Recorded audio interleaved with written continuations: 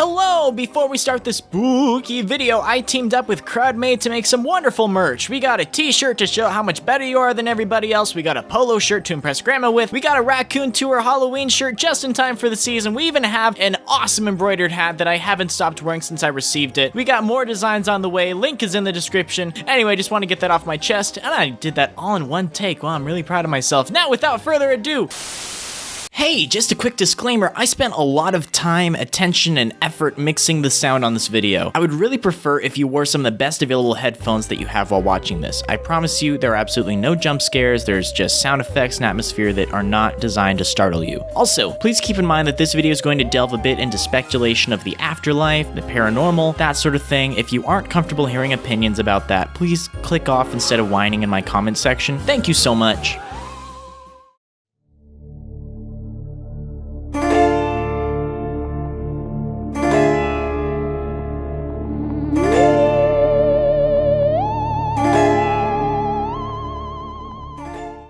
2018 was my first year experiencing Halloween as a bona fide 100% adult. I couldn't trick-or-treat, I couldn't depend on my parents to plan some fun activity, and most of my friends were out working. It was just me and my girlfriend to fend for ourselves. After digging around our local events, we discovered a local restaurant was doing a late-night scary story thing with some local authors. We thought it'd be cool to get some dinner and be spooked by some cool Boise, Idaho writer bro guy dudes. We pulled up, we got our food, and we started listening. The first author had written a story about like the world's first vampire living as a caveman, going through the centuries as an immortal monster experiencing human history. I didn't really like it, to be honest. The second and final author, his name was Mr. Brunswick. He was essentially more of a psychic who wrote about his family's twisted history. His grandfather was one of those Lovecraft-esque detectives who got wound up in a couple of supernatural cases. He kept extensive notes and they were never published. Mr. Brunswick discovered his grandfather's notes and he described his own experiences with them. He was a really fascinating man. He told us about how our hometown, the city of Boise, has a long pattern of people dying in unpleasant and forgotten ways in history. From the Basque immigrants with their herds of sheep to Chinese workers being forced to tunnel underground and build their own communities, the streets were full of spirits just existing and waiting for something to happen. Now, if you've seen any of my past videos, you'll know that I'm not a big believer in God or spirits or the supernatural, but Mr. Brunswick had this really persuasive and impressive confidence about him. He knew what he was talking about. Mr. Brunswick cleared his throat into the microphone.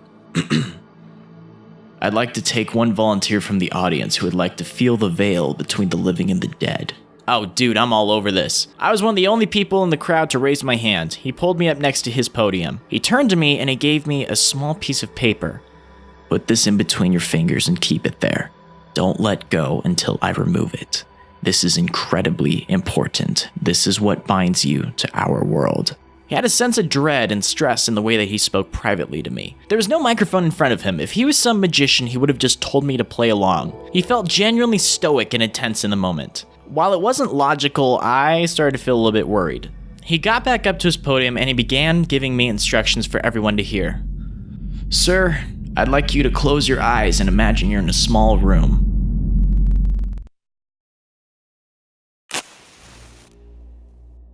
I'm there. I see it clear as day. This was unlike anything I've ever experienced. It didn't feel like my imagination. This was as real as it could be. I want you to describe the room you're in for me. It's dark and dusty. Victorian era, there's peeling red wallpaper exposing a raw wood foundation. The floorboards are made of driftwood. There is a small red chair in one corner and it's covered in dust. There are no light fixtures anywhere. What's the one strange thing about the room?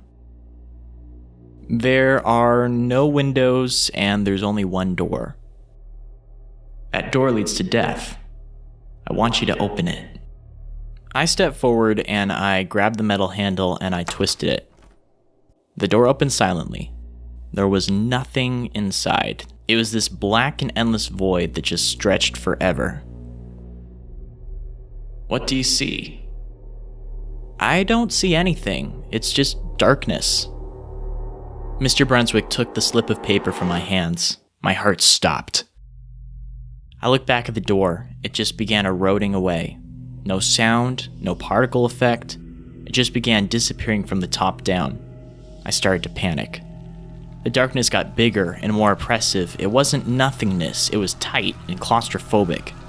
There were millions of tiny things swimming through it, and they were brushing against my skin and body, desperate to cling on and take me. I felt like I had tried to breathe in water and I was choking on everything in there. And through all the chaos and panic, something blew on my face. It wrapped around my head and passed through my hair. All the chaos stopped. Everything was still. Open your eyes. I dialed back into the room. I had completely forgotten there were dozens of people watching me. Did you feel deaf? I collected myself and looked around, planting myself back where I was standing. Yeah, I'd say so. Let's give my brave volunteer a hand, everybody. I waddled back to my seat and sat next to my girlfriend. She leaned over to me and was like, "Did anything happen?" "I guess."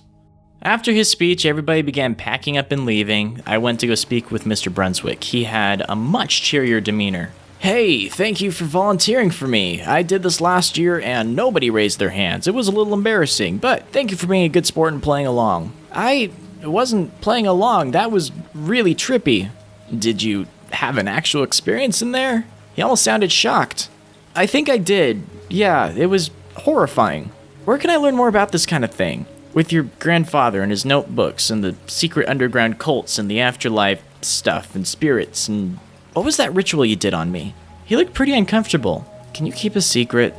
He looked me dead in the eye and he poured his heart out. "I didn't do any ritual or anything tonight. My grandfather was never a detective. There are no notebooks. My name isn't even Mr. Brunswick. I made everything up. I'm a fiction writer. It says so on the front pages of all of my books. This was just a work of my imagination and then I shared it with your imagination. There are no such thing as psychics. They're all con artists. There's no such thing as spirits or gods or probably even an afterlife. What you experienced here was completely from you, same as every other person who's had a paranormal experience, just projecting their own expectations on a situation. Chances are, everything can be chalked down to an overactive imagination and something out of the ordinary happening.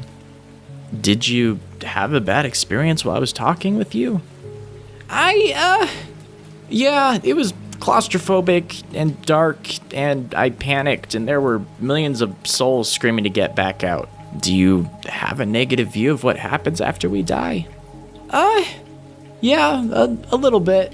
Here's the big question for you then, and not one that gets asked often enough. What does it matter? Death is going to come for you whether you like it or not. The nature of it is set in stone. Maybe it is nothing. Maybe it is Jesus or Allah judging you. Maybe some tribe in Africa were right all along and it's some sun god or something and the whole world is screwed. Whatever it is, you can't make a difference, and spending time worrying about that is completely out of your control, and it's pretty stupid and a complete waste of your humanity. In a few billion years, the earth is going to be swallowed up by the sun. All of your remains, this restaurant, everything will be blasted by some cosmic energies and swept away into oblivion for all of eternity. You can't change that.